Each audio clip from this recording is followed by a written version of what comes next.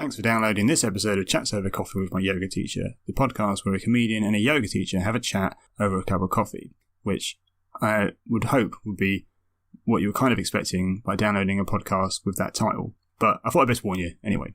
Hope you enjoy the show. Here it comes. How are you today? Someone's getting rid of a wasp's nest on a roof opposite, so it's exciting. How do you know? A bloke went up onto the roof wearing one of those things over, like the big... Like a bee thing, outfit yeah. Or whatever, yeah. Had a load of smoke, and then a load of wasps were flying around. So, as a simple deduction from that information, you would gather that's probably getting rid of a wasp's nest, isn't it? We have one of those up in our attic. We had to get someone to come in and sort it out. But all they do is they just kill the nest, and then they leave. And we had at the time, we had a hole into the cavity wall in the kitchen where the old boiler used to be. So after they sprayed for these wasps, I started getting all these wasps in the kitchen. Half dead, half dazed, some flying around, some just dead. It was like, oh my god, I used to have a friend that used to live in Leeds, and he used to just get wasps in his bedroom, like, all the time. Like, just dead ones. Yeah. Like, dead ones. They'd wake up and they'd be like dead wasps, like new dead wasps. You know. I feel like that should be like some sort of like sign or something. That's a bad omen if you got dead wasps in your bedroom. Like, you know, like when you piss off the mafia and they put like a dead horse or something. Yeah, dead wasps. You just pissed us off a little bit. Lots of dead wasps. Everyone says that about, mafia put dead horse in your... But it's only because in The Godfather it's the guy's special horse. Like, it's his prized horse that they cut off. It's not like something that they just do. So that would be like, you know, if you had a prized wasp collection and then kept finding all the dead wasps in your bedroom. That's what it would be. Right, so that doesn't really work then. No, well, I kind of maybe was. I'm a bit. When I'm done there, is occasionally I'll tell a joke or say something funny, and then you'll be very logical and deconstruct why it doesn't work. And I thought I'll get my own back a bit now. Yeah, it's fine. Put you right there.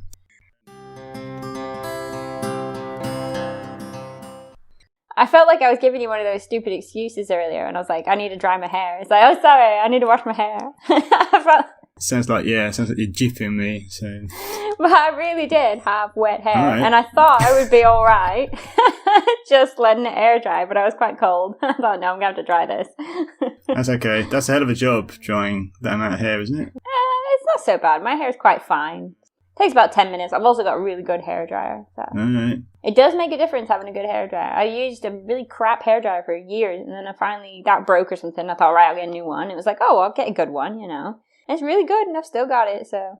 And it dries my hair so much faster. You should get probably should get a good hairdryer then, yeah. If it's and like a good vacuum cleaner as well. You should get a good vacuum cleaner. Yeah. Yes, yeah. So many cheap vacuum cleaners. Saves you time. How much is your time worth? Exactly. Because you get a cheap vacuum cleaner and you spend 30 minutes vacuuming the same spot. What I really like is everyone loves this shark vacuum cleaner, don't they? They love the shark. Oh, that one that goes around on the floor by itself? No. That's just to make the shark vacuum cleaner. Okay. Maybe they've got a variant that goes around by itself. Yeah. Unfortunately, you have to keep using it. Like, it has to keep moving or it dies, unfortunately, this vacuum cleaner. Oh. That's a joke because sharks have to keep moving. I get it. Okay, yeah. Sorry, I was a bit slow there. What a ridiculous design for a vacuum cleaner. You have to have it on continually, always moving it. Otherwise, yeah, just always have to be doing a little bit of the... Just a little bit of cleaning all the time. Like you're hoovering the Forth Bridge or something like that. But no, everyone loves the Shark make of vacuum cleaner, I think. So I'd like one of those, but they are like £200-300 or something. Right. I guess you'd have it for 10 years. It'd probably do a great job. Yeah. But if we had a successful podcast, maybe I would wait to see if our listenership goes massive, and then maybe Shark will get in touch and give me a free vacuum cleaner, and then that can be that. Thank you for mentioning us. Here, have a free vacuum cleaner. That'd be good, because then, instead of having to edit the episodes to make it sound like they're like a continuous conversation of something, it can just, if we come to a natural break at any point, just have an advert break for the Shark vacuum cleaner. The best.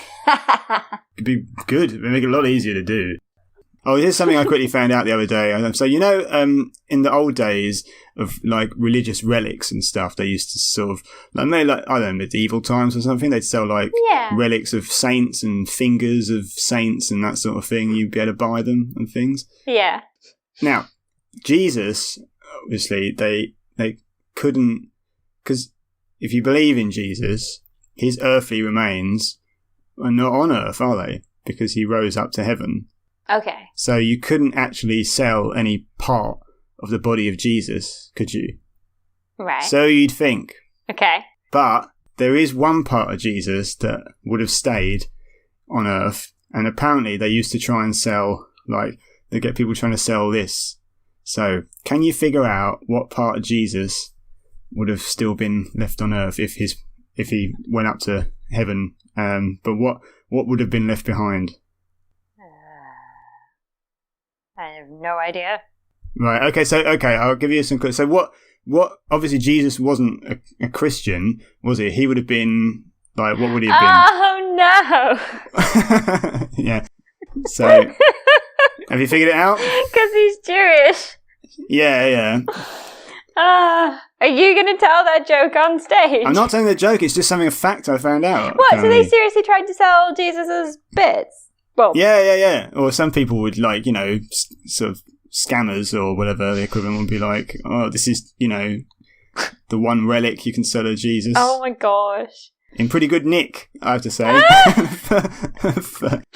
that's awful. Yeah, so I think everyone listening would have figured that out by now, but I don't think I should dignify it by saying exactly what that... Yeah, I'm not saying it. No. Did you know that the Japanese... Or obviously that was a bit vague saying the Japanese, but it's quite commonly believed in Japan or thought about or whatever, that they have Jesus's grave there. All right. When Jesus finished his stuff and he came back, he went to Japan and he lived out the rest of his life in Japan, and then he died in Japan, and then he has a little grave there. You can go and visit it. Don't remember that in the gospel. That's not in the Bible, but I really like that because it was like, when I found out, I was like, what? It's what? Like, you know, Jesus Christ. It was like, I don't think so. So it's actually there then. There's actually there's like a thing you can go and see, like, because it's supposed to be Jesus's grave, right? Because he died there. Because he got old and died there. Oh, okay. So his actual earthly remains are there. Mm-hmm. So.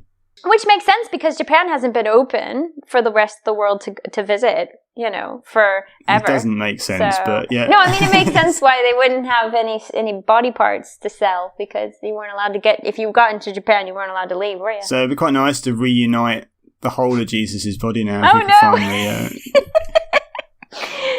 We'll find out it's the wrong fit now. It'll be like, this was. Well, it would have been when he was 8 days old, right, or something. So I don't think that would. Yeah, it's not gonna. Yeah, it was a bit stretchy, you know. So it would be.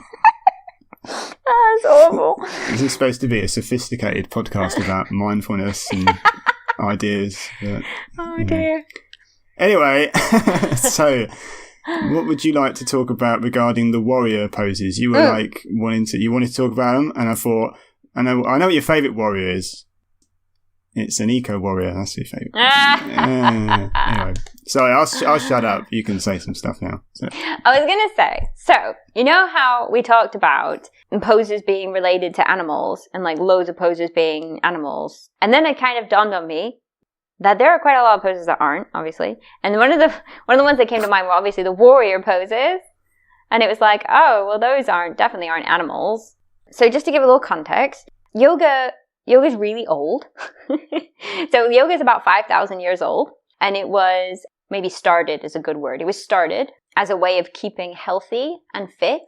It was started in India by monks. So the idea behind yoga was that you could do a bit of this yoga, these poses, these postures, and that would keep the body healthy. It would keep the body comfortable, and then you could potentially sit in your meditation for longer periods of time in your endeavor to reach nirvana or enlightenment or whatever, because you don't have the body distracting you. Everybody knows when you feel like crap, it can be all you can think about sometimes, So this idea was that you can make yourself feel good, stretch it out, wiggle, shake, dance around, feel great, and then when you go and sit and meditate, it's like, this is easy.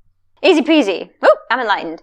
Right, okay, not quite like that, but but it kind of makes you wonder, like, it seems a bit odd to have a warrior pose in something that stems from being like that.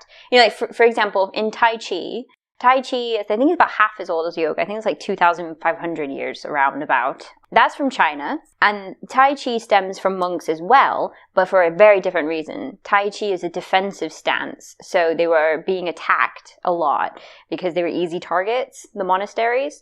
So the monks decided to learn to defend themselves. And one of their ways of defense, one of the things that they came up with at the time was Tai Chi. So it's a defensive kind of martial arts in a way. A lot of the time now it's really slowed down. It's really used for, not for that kind of thing.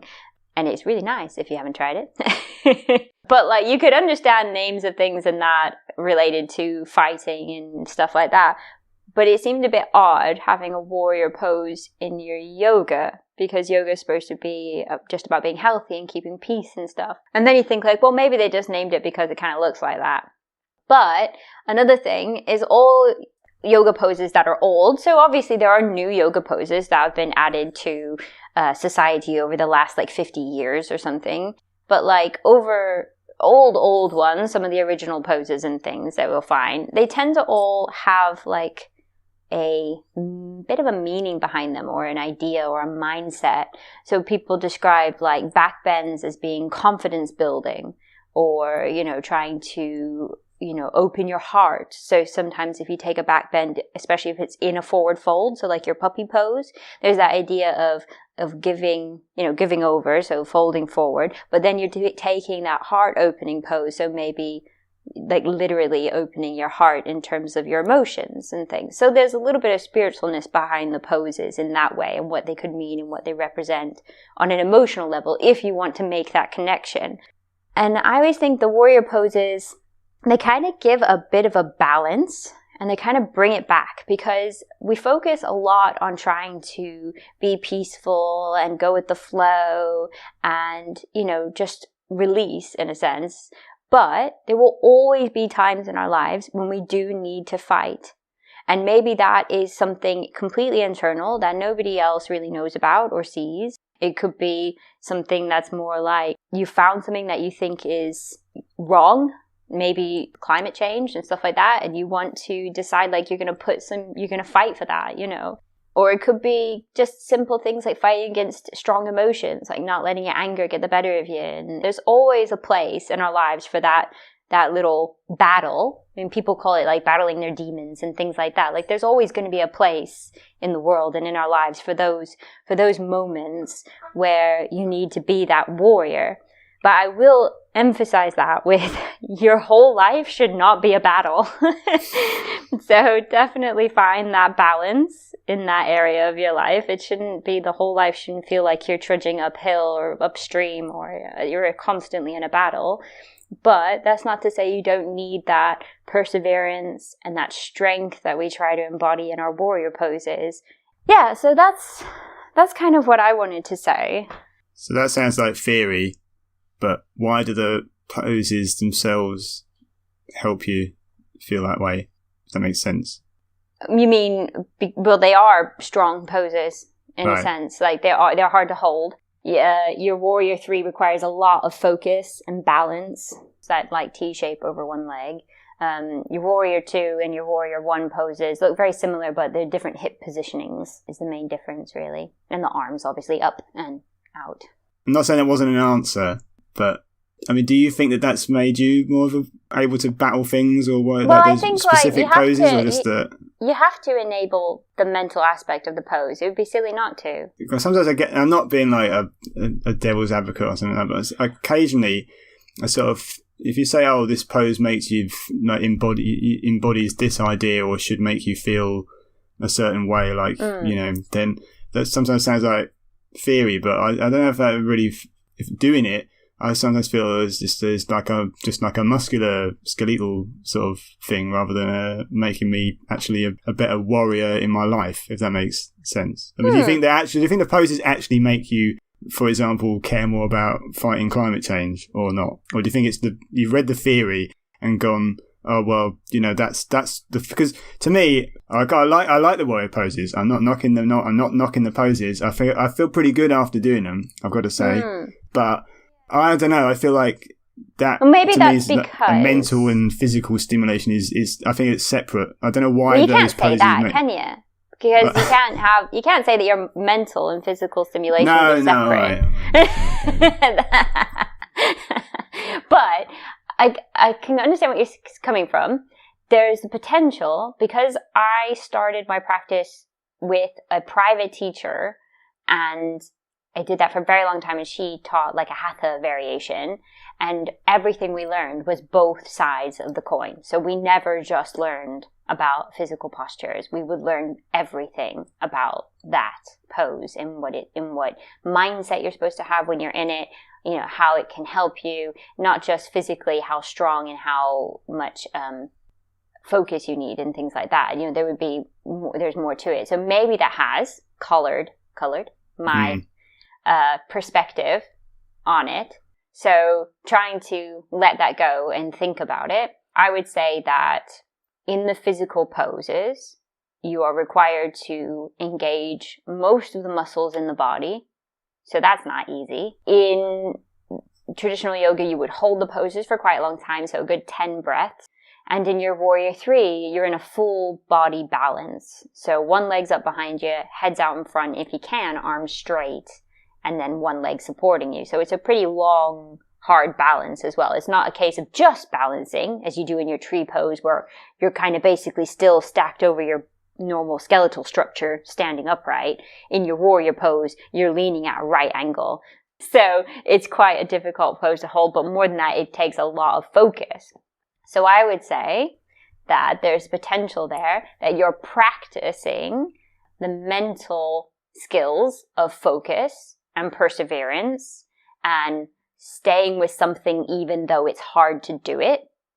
And then you could apply those to other areas in your life that aren't physical if you want. And maybe you don't have to even make that a choice. Maybe that just happens. So the more you practice your focus and your perseverance and things, the more you tend to just automatically start applying them to other areas in your life. You don't give up quite as easily. Perhaps. Does that connection work a little bit better? Yeah, that sounds a bit more credible. Yeah. I was just thinking, like, if you didn't have any of that theory, like if you learned the theory behind the poses when you were I don't even know, were you learning to be a teacher at that time as well, or were you just like No, I practiced for 6 years before I did my yoga teacher training, and we didn't really cover this kind of stuff on my yoga teacher training either. I picked the right yoga teacher to do this with then, obviously. But I just wondered if you were just taught the poses, like, I suppose most people that just go to a class probably just be taught the poses. Would you, and you were doing these poses more often, would you suddenly, like, and you might, seeing as what you just said there, but would you just suddenly find yourself, like, becoming more, I don't know, would you be thinking, I've been doing these warrior poses for a while, why do I want to join Extinction Rebellion all of a sudden, or something? Would you, like, I'm not sure it'd have quite that effect, but basically what you're talking about is that, what do they call it, like a seed? Planting a seed. So you have this idea that, like, you start with something vague, like, I feel really happy, I want to share this with people. And then, it grows from there. Or maybe something even really, really physical and practical, like you notice once you've had your class or something and you're really hot and sweaty and you get some water and you're like, oh God, isn't water great? I love water. And you like have a bottle of water or a drink of water or whatever. And then later you're like, oh God, wouldn't it be awful if you didn't have water? Maybe I'll just like donate to some water charity or something. And then you look it up and it like grows a little bit on you. And then, certain personality types might even take that a step further. Like when you finally want to, if you want to volunteer or something, you might actually look for something that's close to your heart, like a water charity. If that connection was really, it seems odd to make those connections when you just talk about it outright. But I think our bodies and our brains work that way, whether we think about them like that or not. Yeah. So. Okay. I think that your practice does start to affect your life in really subtle ways that could end up being life-changing if they start to, in a sense, snowball. But that makes it sound bad, because usually snowball's used for a bad. But I don't mean it in a bad way. It could grow and stuff. Yeah. I thought it was, I think it's good to elaborate so it just doesn't sound Well, like if you start to get like, oh, Kayla, you're talking crap, then other people are going to think that too. So you got to put me right, or I won't, because I have to articulate things that are mostly feelings and less real. Like I'm not memorized a book. This is just what I've learned, and I have to learn to articulate that. So if I don't do it very well, then I need you to tell me that's not really good enough, Kayla. No. I think I'm satisfied with that. I just. Thank you. It just makes me wonder. Like, it's hard to chart the changes that are happening to you on a day-to-day basis, like without the contrast of looking back and thinking, "Oh, I wasn't like that 10 years ago before I was doing all these things and stuff like that." But I find myself like it's very kind of difficult to do that. I don't really know a lot of the changes that it's sort of brought about in me, other than I'm probably more relaxed and zen-like and stuff like that. Probably meditating's helped that, and also just getting older sometimes it just makes you a bit more relaxed about things. Maybe I was just always going to chill out once I got to this age anyway. It's just entirely possible. Maybe it's just... Well, that's it, isn't it? I was feeling a bit tired today, so I've done a quick cardio exercise. I've had a cup of coffee and I've taken an iron multivitamin. Which one did the trick? I will never know. No. Maybe it was all placebo as well. You just don't. Anything else to say about warrior stuff? Obviously, I enjoy doing them. I don't know why. I think I quite like being... I don't know what my favourite one is. Not free. Free's not my favourite. That's hard. I'm always wondering if I'm in the wrong... Because I can't see myself side on. I wonder if I feel like I'm getting sort of right angles to the floor, but I'm probably not. I'm probably way off that. No, you're telling me I'm not. Yeah. No. Yeah. Okay. Everyone will be surprised by this, and I always ask, and if I'm gonna do a little bit, and I sometimes do it in some of the harder classes. We'll do a Warrior 3 or something, then I'll look around, and then I'll go, right, do you want me to tell you where you should be? Because I don't mind if you're just like, nah, just leave me, I'm fine. That's fine. But if you want, I can show you, and then you kind of go like this, with head down, legs up, and people go, whoa, really? And it's like, yeah, that's where you should be. We can do that next time we're in class. I'll put you into Warrior 3, and then I'll say, keep going. And I'll get you into the right shape, and then you can see what you think of it. Over. But you don't have to take it like that, obviously. I don't think my leg goes at a right angle very easily, though, with my hips. I don't think... With your hips? Yeah. I think that's the problem. I think I could lean forward. I just don't think my leg would go back enough and be level with my... I think it is your back leg that tends to droop. Oh, I feel I'm being criticised. It's like, have you wanted to say this for ages? And you just haven't. Like, oh, finally, I can. No, I don't mind. Warrior 3 is the pose that people tend to not be able to know if they're right or wrong in it, because it's really hard to see yourself. Because I remember one of the things that I did ages ago. Me and Mum went on holiday to Cornwall, and on the way down. Or was it on the way back? On the way back, we went by Stonehenge. Of course you did. And we saw Stonehenge. Hey! Yeah. And while we were there, I was like, right, you're going to take yoga pictures with me. So I was like, I tried to do like a Warrior 3 with Stonehenge resting on my back. Oh, I've seen that photo. It's a good photo. Yeah, it's a good picture. And I said, tell me when I'm straight, because obviously I won't know exactly. And Mum was like, up, down, up, down, up. And I'm like, oh my God, just take the picture. But yeah, Warrior 3 is a hard one, definitely. Yeah, I knew I didn't look as good as I was allowing my imagination to think that it was looking. So. That's why I like to start stood up with the leg just back behind you, and then just freeze, and then just start to pivot down over that standing leg, and then see how far you go before things need to bend, like knees and stuff and back, and then if you think like, no, everything's starting to bend, then that's really where you should stop. Which might not be as low as you it won't like, look as pretty. It won't be. Yeah, exactly. It won't go on the gram. That's for sure. I feel like I'm doing it badly now. I feel like Dumbo thinking he can fly, but he can't really. You know a secret that I've never watched Dumbo. Right. It's racist. You can't watch it now because it's got race. Oh right. It's got. Okay. It's from the. Was it from the 1940s or something? I think it's got like. I think some of the crows speak in like Caribbean dialects or something like that. And I know I've heard it's racist now. I don't know. I watched something within the last 6 months. I was really surprised at how like sexist it was, but I can't remember what it was, so I can't really tell you. But I just remember watching something old from like when I was a kid, now or something like that, and I just remember thinking, "Whoa!" Yeah, that happened with what was it recently? I don't know if it was a John Hughes film or something, but I remember thinking that it was really dated attitudes towards women in it. It's weird. There'll be things that are made today that we'll watch in 20, 30 years' time and think, oh my god, that's a dated attitude. I can't believe we used to. So it's... Well, like the Romantics were really open about that kind of thing, about being like not being sexist against women and stuff, and like not necessarily having to get married and stuff like that. Like, and that was ages ago. I don't know a great deal about the Romantics, so I would like to know what you mean a little bit more about that. Do you mean like the Romantics, the movement, like, you know, Lord Byron or something like that? Well, 3 of them lived together. I mean, they were friends. There was nothing that indicated that they weren't. And 2 of them got married.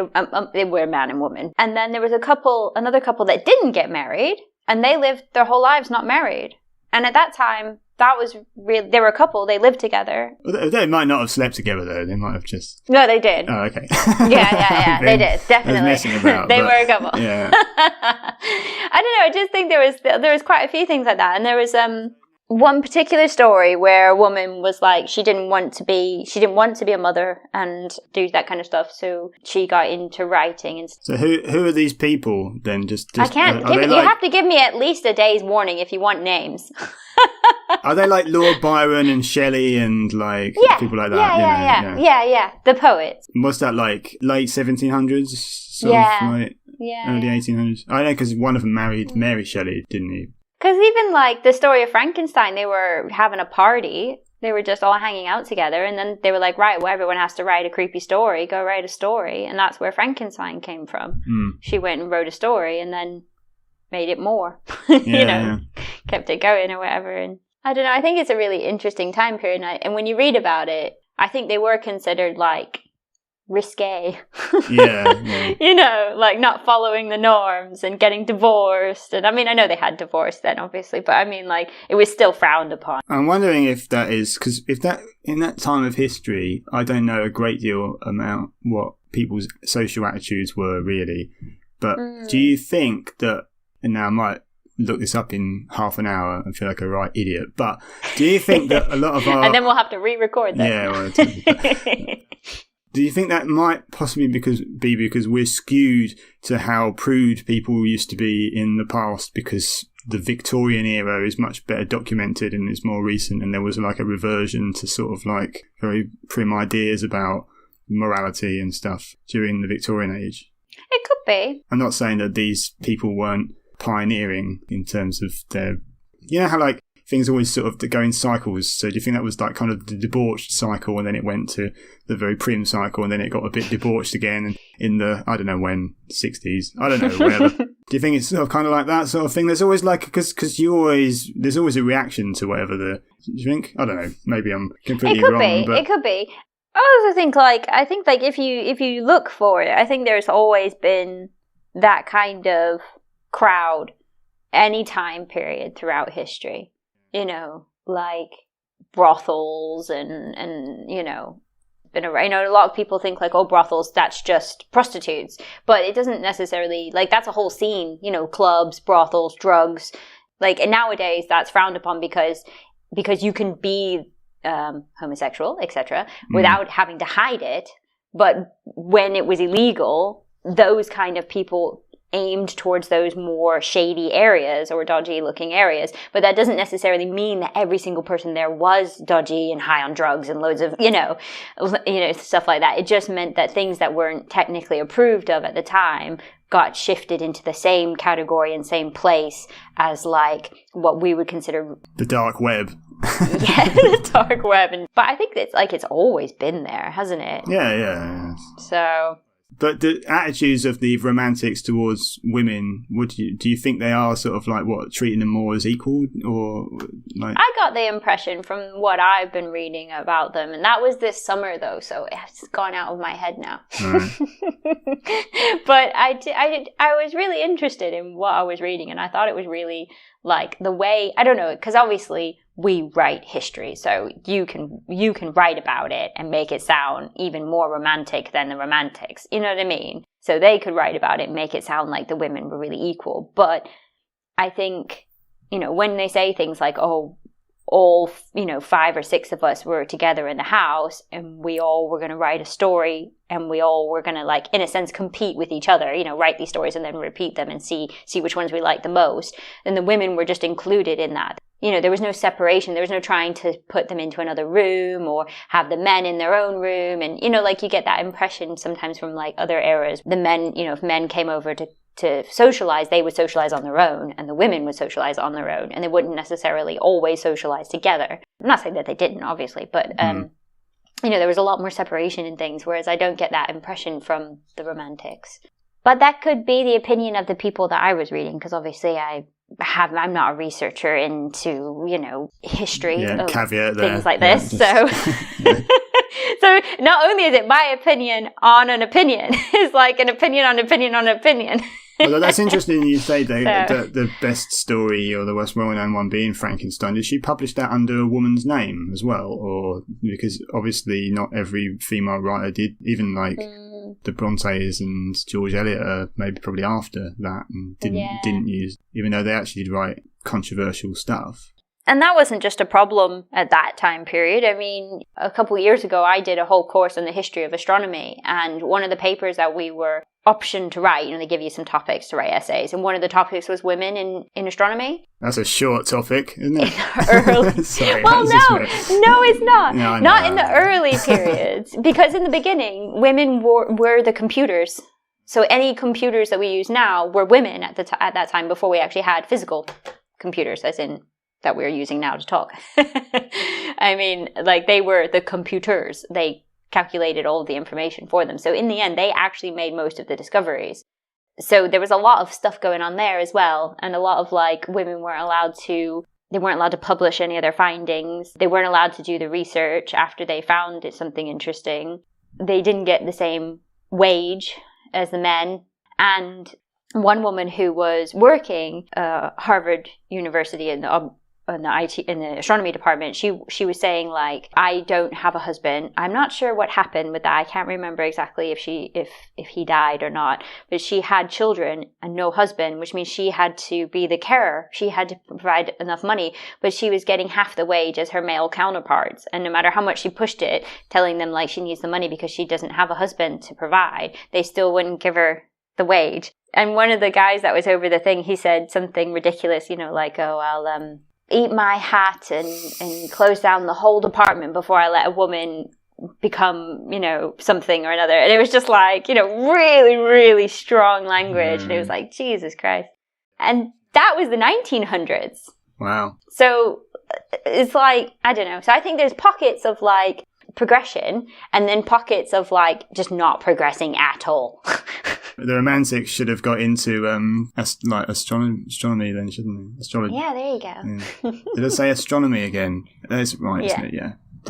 Every time I say it, I think I get the wrong one. Although you tell me off for calling you an astrologer, but you tried to read my fortune the other day, so it's not... Yeah. Not by the stars, though. Oh, right, okay. By the cards. Well, yeah, by the much more time-tested scientific route of some sort of cards. Tarot cards. Yeah. Right, okay. It freaks me out, that sort of thing. I don't want to know. Surprisingly, quite a few people took me up on that. Because I posted it on my Instagram. How do you pick the cards then? What do you do? Just like... Usually you like, as a chooser, you have like a sign or a tell or something. So like, for me, I tend to go for like, you lay all the cards out and then you put your hands over them, and then if you get a twitch, that's the card. So then you grab that card. So you actually feel a twitch? Yeah, your hand moves. Okay. But it's probably just like a tendon in your elbow wiggling as you go back and forth. You're like, Okay. I always seem to choose ones on the left. I thought you were a scientist. I'm not having that. I love to do it. I tend to. I like the cards on Halloween. I find that quite fun. Right, okay. Quite spooky. Scares me. Yeah. I always think, like, how do you know that, like, your intuition isn't helping you here? You know? Like, because I know that they say things like, your brain takes in a lot of information, but you don't process it all. You don't need to. You know, like, if you go for a walk and then ride a bus into town, you know, there's loads of information your brain has to process. Like, every single person that you see, are they a threat? Are they not a threat? What's going on? Is the bus going too fast? You know, loads of things that your brain processes without you having to actually consider it. And I think, like, sometimes I wonder with these kind of, like, oracle things, if there's not something like that going on. If your brain isn't like, especially when you do it about yourself, you know, if your brain isn't like, oh, well, I did actually see these cards, or I know the types of cards that are here, or, you know, maybe you saw something that you didn't know you saw, and then when you pick something out, you read into it, and then you pick out from the reading what you think is best for you as well. I don't know, I just think, like, maybe there's something like that going on a little bit. But you mainly do it for a laugh, right? Do you? Yeah. You don't actually, like, take it too seriously. Well, not really. I suppose not. Like, I don't do things where they say, like, don't do that. You know, that's more astrology. So, like, when they say, don't go talk to your boss this week because the stars say it's not going to be good. You know, I would never, that's not the kind of thing. I tend to use oracle cards, which are more open, like what I said, you know, more like, oh, you've been stressed this week, try and calm down. It's like, well, who hasn't been stressed this week? Yeah. Probably every single person in the world's been stressed this week. Bunch of charlatans, those cards, aren't they? It's like Psychic Sally in a box. Well, I do think, like, a lot of them are written to be like daily cards where you just pick one and then it's like, oh, you know, today, why don't you try and, you know, connect with nature a bit more? And it's more just like a thing to do card rather than like future telling or something. You know what I mean? I just don't want you telling me to, you know, don't accept that gig down south next week because the card told me. Yeah. No, I'd never do anything like that. Yeah, I don't know if that's good. Yeah. So I don't know if there's anything. I have to go in a minute. Yes, I better let you go. So I will speak to you soon and have a lovely evening. I hope everything goes smoothly tonight. I'll be alright. If not, I'm on first, I'll be home quickly, so thanks for listening to the show. I hope you enjoyed the show. If you did, feel free to tell other people or give us a good review on iTunes or something. If you want, you know, I'm not begging, you know. And don't forget to subscribe as well, if you want. See you in 2 weeks. We're talking about cyber warfare and abundance. So we'll see you then.